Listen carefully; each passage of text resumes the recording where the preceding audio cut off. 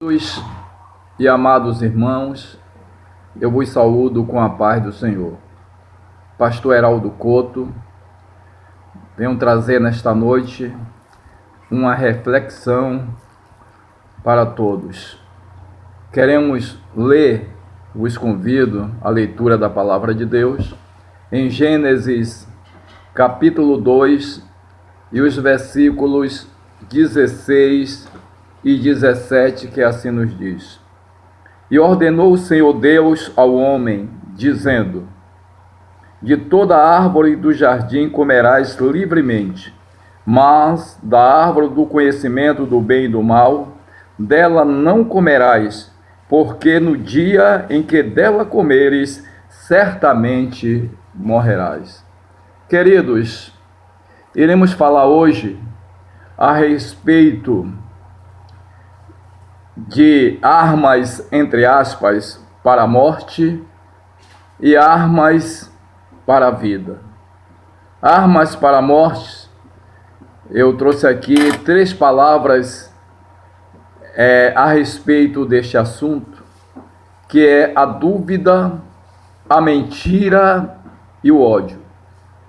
Armas para a vida, a fé, a verdade e o amor. Vamos começar com a dúvida. Disse Deus: De toda árvore do jardim comerás livremente, mas da árvore da ciência do bem e do mal, dela não comerás, porque no dia em que dela comeres, certamente morrerás. O que Deus, amados e queridos irmãos, pediu a Abraão era obediência, que ele fosse obediente às suas determinações. E a árvore do bem e do mal foi colocada no jardim do Éden para que o homem fosse testado na sua obediência para com Deus. O homem já conhecia o bem, porque ele foi criado em santidade e conhecia a Deus. No versículo 17, nós temos a única restrição imposta a Adão. Portanto, a única tentação ao pecado. Amados, e através de Adão, o homem, ele foi testado, e Adão representava à época a raça humana. Adão foi avisado das consequências do pecado, e a consequência era a morte espiritual e a morte física. Deus, vendo a solidão de Adão, e dele próprio ele formou uma companheira, uma mulher, e trouxe-a a ele. Deus orientou a Adão a não comer da árvore do conhecimento do bem e do mal antes de criar a mulher. Também não está explícito que Adão falou para Eva sobre a árvore do bem e do mal, mas, obviamente, ele instruiu porque a amava. Então, amados, um certo dia, Eva estava perto desta árvore, ouviu uma serpente falar, dizendo: É assim que Deus disse: Não comereis de toda a árvore do jardim? Ela respondeu: Do fruto das árvores do jardim comeremos, mas do fruto da árvore que está no meio do jardim, disse Deus, não comereis. Queridos, Eva não percebeu que os animais, réptil e aves não conheciam o linguajar humano. Então, a serpente replicou: certamente não morrereis. Eva teria então que crer ou em Deus ou na serpente. Ela ficou, eu imagino, confusa, como se ela dissesse consigo: em quem devo acreditar? Mas, lá em 1 Reis, no capítulo 18, versículo 21, Elias disse aos profetas de Baal: até quando cocheareis entre dois pensamentos? Se o Senhor é Deus, seguia-o, e se Baal, seguia-o. Então, amados, você tem que decidir a quem seguir e obedecer. Deus nos instrui, Ele nos mostra o caminho. Agora, vai depender de cada um de nós. Deus orienta sobre o caminho que devemos seguir. Ele mostra, mas Eva não atentou para a orientação de Deus e duvidou. É claro que você não vai encontrar aqui a palavra dúvida, nem a palavra fé e obediência. Mas, desde a criação, a raça humana, ela está vinculada a Deus através da fé e da obediência. A comunhão ou o relacionamento do homem com Deus é através da fé e da obediência. É assim que nós nos relacionamos com o nosso Criador.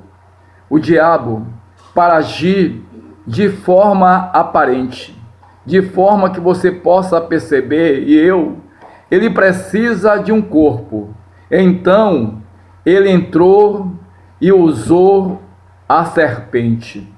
Em Apocalipse, ele é conhecido como a antiga serpente que engana todo mundo. E ele enganou Eva. Ele conseguiu enxertar em Eva a dúvida.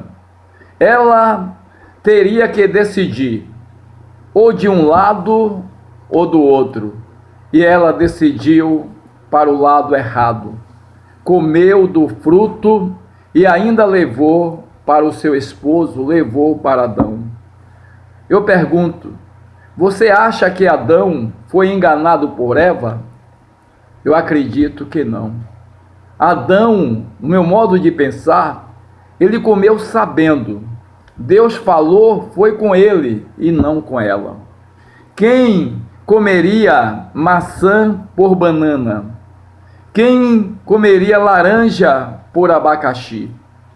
Mas a dúvida é o principal instrumento do diabo para destruir almas. Ela é oposição à fé. Ela se posiciona contra a fé. Então Adão atraiu a benevolência e a justa autoridade de Deus. Ele traiu a benevolência e a justa autoridade de Deus. Em Romanos, no capítulo 14, Paulo falou: mas aquele que tem dúvidas, se come, está condenado, porque não come por fé.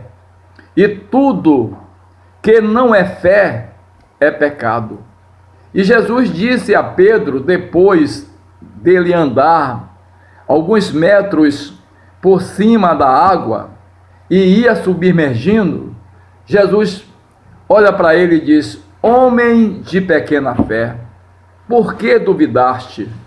Então, amados, Tiago também, ele se referindo à dúvida, ele disse que o que duvida é semelhante a onda do mar, que é levado pelo vento e lançado de uma para outra parte.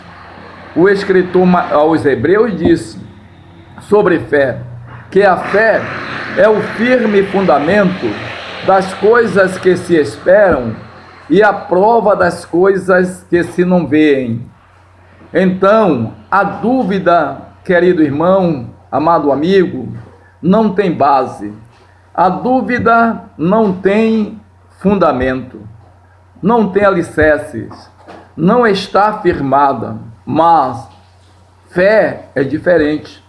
Está firme sobre fundamento. Fé é confiança. Fé é convicção. Precisamos ter esta confiança.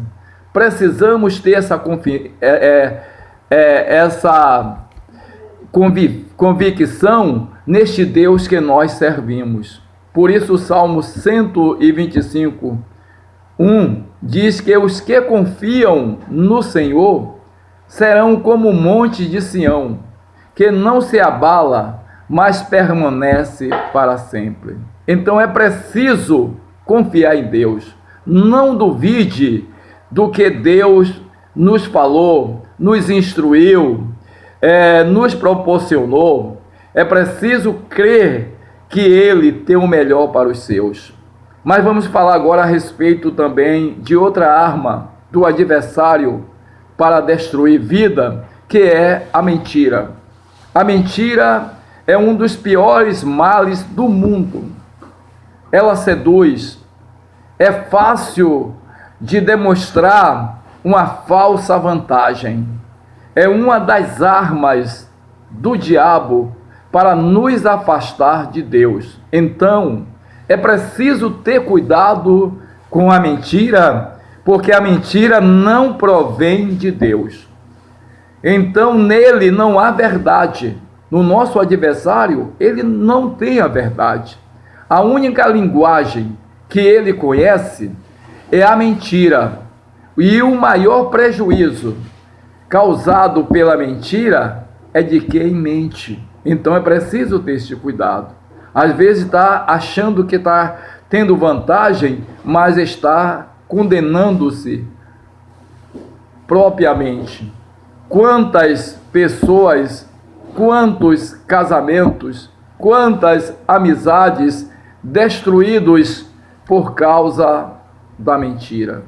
Assim como a fé se opõe à dúvida, a verdade se opõe à mentira. Jesus manda se alegrar quando for vítima de mentira. Que coisa! Parece um paradoxo se alegrar quando for vítima de mentira.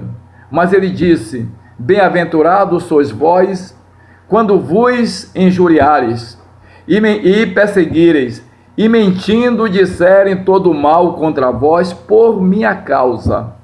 Aí ele diz: exaltai e alegrai-vos. Exaltar é ter grande prazer, é ter alegria de sofrer injúria, de mentira por causa de Cristo Jesus. Mas João, no capítulo 8, 44, diz que o diabo, ele é o pai da mentira. E é a única coisa que Deus atribui a paternidade ao diabo. Pai da mentira. Onde é o lugar dos mentirosos? É uma pergunta. A Bíblia diz que é no lago que arde com fogo e enxofre, o que é a segunda morte. Qualquer cristão que seja praticante da mentira, do engano, precisa nascer de novo. Sabe por quê? Porque a mentira é algo tão sério que os que a praticam não herdarão o reino de Deus. Em Apocalipse, capítulo 22, diz que ficarão de fora. Escutem bem, ficarão de fora os cães, os feiticeiros, os que se prostituem, os homicidas, os idólatras. Agora diz: e qualquer que ama e comete a mentira não vai herdar o reino de Deus, estará de fora. Se combate a mentira, meu amado, com a verdade. A verdade é que combatemos a mentira. E a Bíblia diz: conhecereis a verdade e a verdade vos libertará. Eu pergunto, o que é a verdade? A verdade não é um lugar. A verdade não é uma coisa. Foi Jesus que disse: eu sou o caminho e a verdade e a vida. Então, a verdade é o Senhor Jesus. Para estar com a verdade, que é Cristo, é preciso vida santa. E João diz também, o Senhor: santifica na verdade, a tua palavra é a verdade. Vamos falar também de outra arma do nosso adversário para destruir vida: o ódio. O ódio é um sentimento profundo de inimizade que leva a desejar ou causar o mal a alguém. O ódio é ira, é aversão profunda a alguém. Tem alguém que diz: não suporto fulano de tal, não vou com a cara dele. Às vezes, mesmo sem conhecê-lo. A que ponto chega o ser humano, levado pelo adversário, a odiar uma pessoa, mesmo sem conhecer, sem nenhum relacionamento com ele? Mas o ódio é o instrumento aparente do diabo. No Salmo 34, 21, diz que os que odeiam os justos serão punidos. E João, escrevendo na sua primeira carta, no capítulo 2, ele diz o seguinte: aquele que diz que está na luz e aborrece o seu irmão, até agora está em trevas. Então, amado, tenha cuidado com a ira, tenha cuidado com o ódio, porque não provém de Deus. Às vezes vemos entre nós irmão bicudo com o outro, enraivado, aborrecido, odiando. E a palavra ódio, biblicamente, é também conhecida como aborrecer. Tem pessoa que mata o outro no coração. Na primeira carta de João, mais uma vez, no capítulo 3, ele diz o seguinte: qualquer que aborrece ao seu irmão é homicida, e vós sabeis que nenhum homicida tem permanente nele a vida eterna. Então, precisamos ter muito cuidado com essa questão de ódio, de odiar alguém. A parapsicologia demonstra que o ódio é uma força real ela não diz, mas sabemos que é uma força real do nosso adversário, do inimigo das nossas almas. O que odeia, ele faz mal ao seu próximo, causa um dano a outrem e a si mesmo. Alguns suicídios resultam, queridos e amados irmãos, quando pessoas percebem que são odiadas. Aí dá cabo na sua própria vida. Então, uma pessoa pode matar com ódio, sem arma físicas, outra pessoa, um seu semelhante. E João, mais uma vez, diz no capítulo 4, na sua primeira carta: se alguém diz, eu amo a Deus, e aborrece o seu irmão, ele diz que é mentiroso. Pois quem não ama ao seu irmão, que está vendo, como pode amar a Deus a quem não viu? É uma pergunta de João. A arma, meus amados, da parte de Deus para enfrentar o ódio é o amor. É preciso amar como Jesus amou. Mesmo aqueles que o odiavam, mesmo aqueles que estavam matando, mesmo assim ele amou. E o ódio, a Bíblia diz que excita a contenda, mas o amor cobre todas as transgressões. Está escrito lá em Provérbios 10. Isso não quer dizer que o ódio cobre pecado. Não, de hipótese alguma, não é isso que está dizendo. Quantas pessoas têm morto a reputação e o bom nome de outrem por palavras carregadas de ódio. Somente com o amor de Deus é possível vencer o ódio e todo tipo de transgressão. É preciso atentar para isso. Aí Jesus disse lá em João 3,16, porque Deus amou o mundo de tal maneira que deu seu Filho unigênito, para que todo aquele que nele crer não pereça, mas tenha a vida eterna. O amor de Deus é infinito, é tão grande que alcança a todos, os bons e os ruins, todos são alcançados por ele. Então, para a dúvida, nós temos um antídoto, um contraveneno, a fé. Para a mentira, também temos outro antídoto, um contraveneno, a verdade. E para o ódio, temos o amor. Eu quero orar por todos vós, para que não entre nos vossos corações a dúvida, a mentira e nem o ódio, mas que fique cheio de fé, da verdade e do amor de Deus. Oremos juntos. Amantíssimo Deus, meu Pai, estamos nós em Tua presença. Viemos te pedir pelos Teus servos, Senhor. Não deixe que a dúvida o vença, que a mentira também venha vencê-lo. Não deixe que o ódio tome conta dele, ó Pai. Guarda com Teu sangue precioso.